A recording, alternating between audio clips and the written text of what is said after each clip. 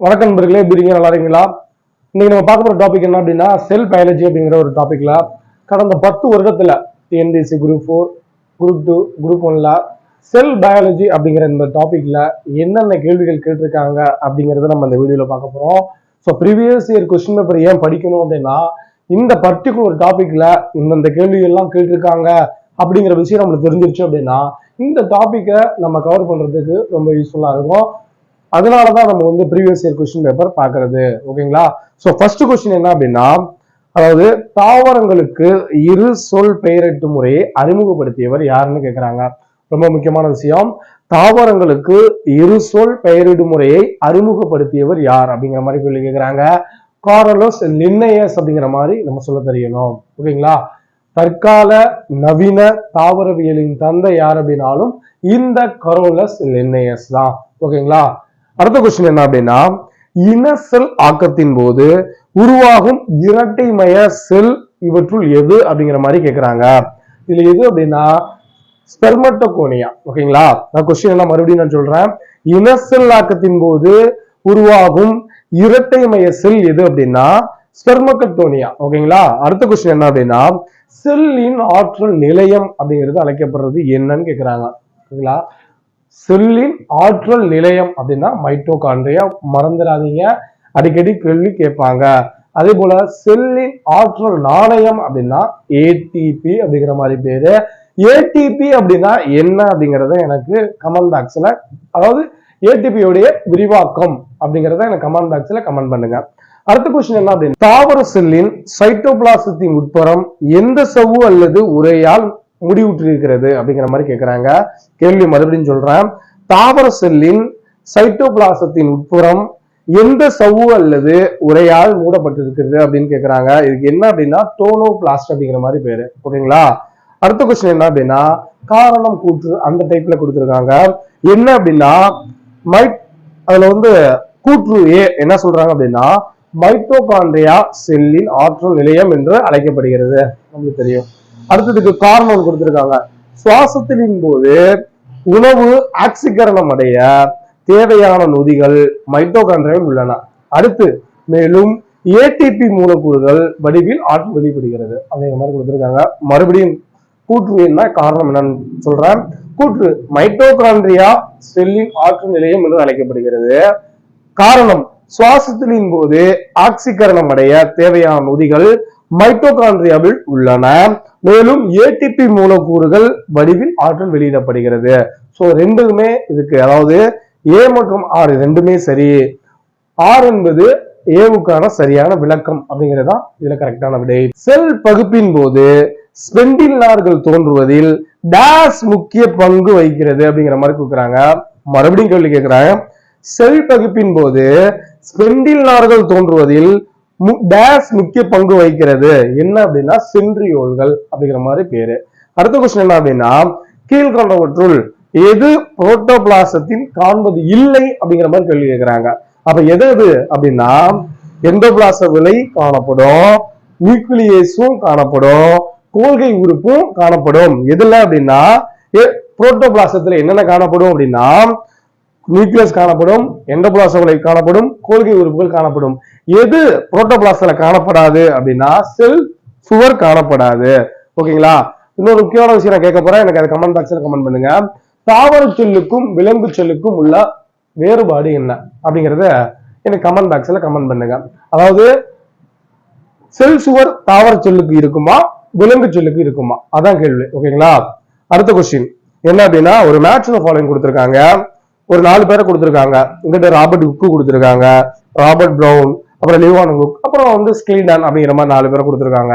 So அப்ப நம்ம அதை பொருத்தியே நான் சொல்லிடுறேன். ராபர்ட் ஹுக் அப்படின்னா செல்ல கண்டுபிடிச்சவர். ஓகேங்களா? ராபர்ட் ஹுக்னா யாரு? செல்ல கண்டுபிடிச்சவர். ராபர்ட் பிரவுன் அப்படின்னா செல்லுல உள்ள உட்கருவை கண்டுபிடிச்சவர். மறுபடியும் சொல்றேன். ராபர்ட் ஹுக் அப்படின்னா எதை கண்டுபிடிச்சவர்னா செல்ல கண்டுபிடிச்சவர். ராபர்ட் பிரவுனா உட்கருவை கண்டுபிடித்தவர். அதே போல ஆட்டோவா லிவான் ஹுக் அப்படிங்கிறவரு சிவப்பணு மற்றும் ஈஸ்ட் செல்ல கண்டுபிடிச்சிருக்காரு. ஆட்டோவா ஏவி ஹுக்கும்பாங்கல்ல, சிவப்பணு மற்றும் ஈஸ்ட் செல்ல கண்டுபிடிச்சிருப்பாரு. அடுத்து ஸ்கில்டன் அப்படிங்கிறவரு என்ன பண்ணிருப்பாரு அப்படின்னா ஸ்கில்டன் அண்ட் ஸ்வான் அப்படிங்கிற மாதிரி பேரு. அவங்க செல் கொள்கையை கொண்டு இருப்பாங்க. ஓகேங்களா? ஸ்கில்டன் அண்ட் ஸ்வான் என்ன அப்படின்னா செல் கொள்கை அப்படின்னு நம்ம சொல்ல தெரியணும். அடுத்த கொஸ்டின் என்ன அப்படின்னா செல், இப்ப நம்ம சொன்னோம்ல, அடுத்த கொஸ்டின் கேட்கறாங்க பாருங்க, செல் கொள்கையை முன்மொழிந்தவர் யார் அப்படிங்கிற மாதிரி கேள்வி கேட்கிறாங்க. இப்ப நம்ம சொன்ன ஸ்லேடன் அண்ட் ஸ்வான். மறுபடியும் சொல்றேன், செல் கொள்கையை முன்மொழிந்தவர் ஸ்லேடன் அண்ட் ஸ்வான். அடுத்த கொஸ்டின் என்ன அப்படின்னா இதுவும் ஒரு மேட்ச் தான் போனீங்க தான்.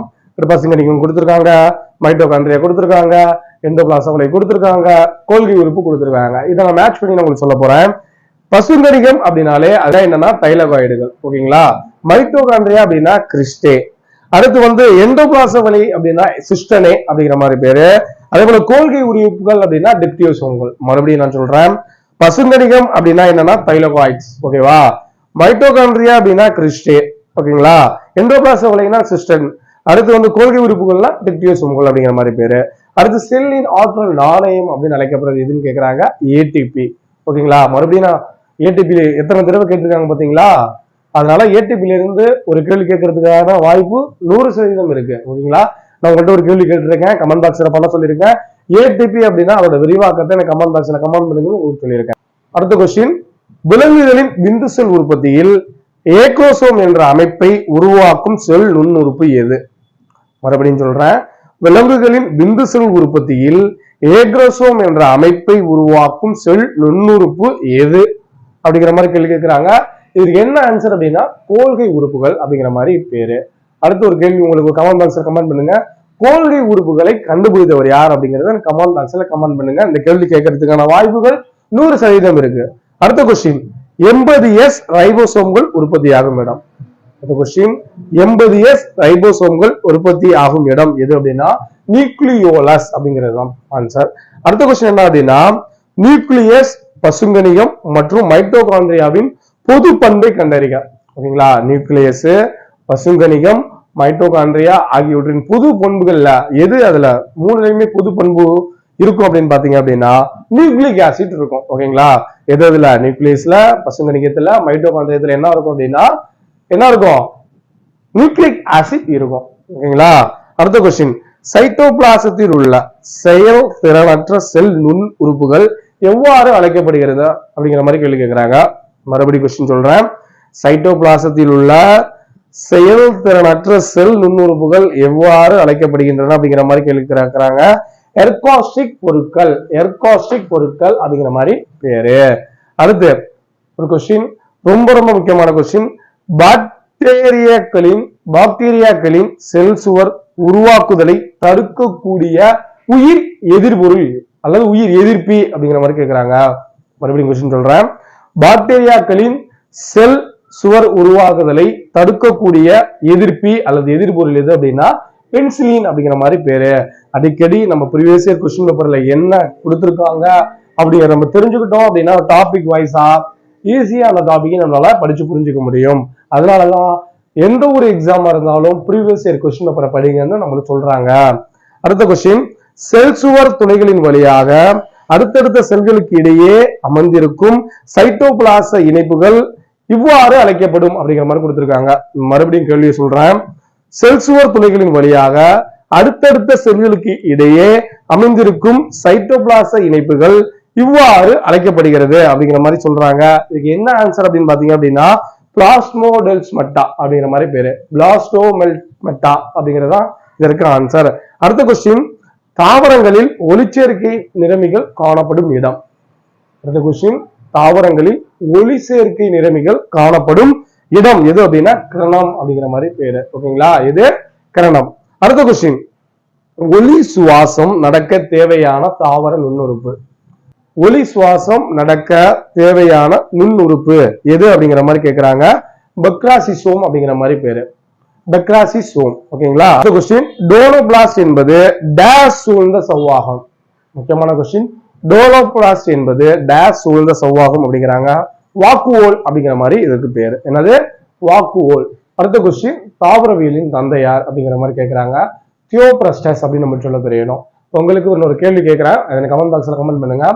விலங்கியலின் தந்தையார் அப்படிங்கறத எனக்கு கமெண்ட் பாக்ஸ்ல கமெண்ட் பண்ணுங்க.